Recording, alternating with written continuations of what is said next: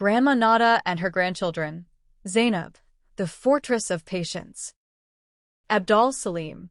The night sky was clear, and the stars sparkled like diamonds over Grandma Nada's garden. Yusuf sat beside his grandmother on the large wooden bench, looking up at the vastness above. "Grandma, the stars are so beautiful tonight," he said. "Do you have a story that shines as bright as they do?" Grandma Nada smiled and squeezed his hand. "I have a story about a star who didn't live in the sky, but walked upon the earth. Her name was Zainab, the eldest daughter of our Prophet Muhammad." Adam and Hoda came racing across the grass to join them, their eyes wide with excitement.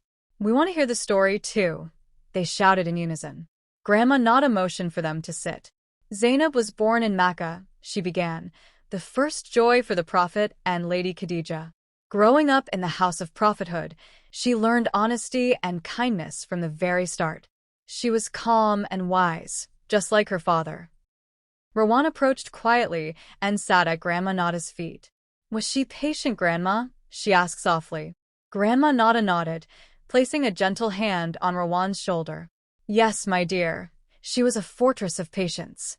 She married her cousin, Abu'l-As ibn al-Rabi, a noble man who loved her dearly.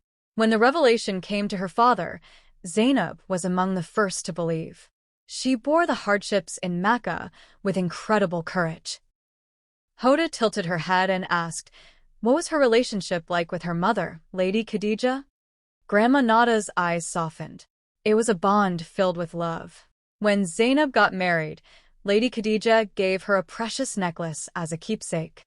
That necklace, Hoda, would later play a very important part in our story. It symbolized the loyalty and affection that filled their home. Grandma Nada continued, "Years passed, and the Prophet migrated to Madinah, but Zainab stayed in Mecca with her husband, who had not yet accepted Islam.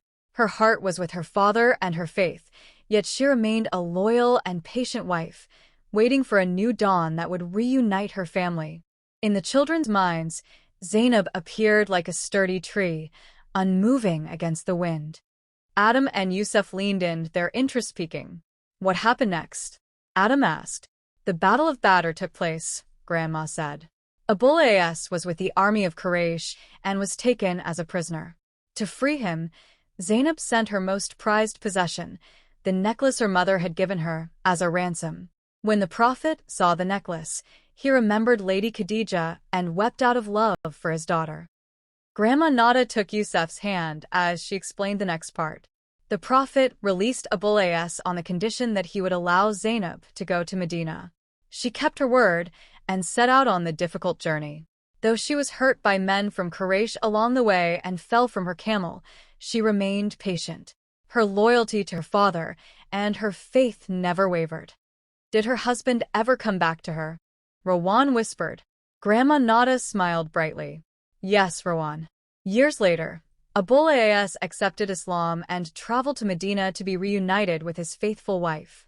Zainab proved that good character and keeping one's promises opened the doors to goodness.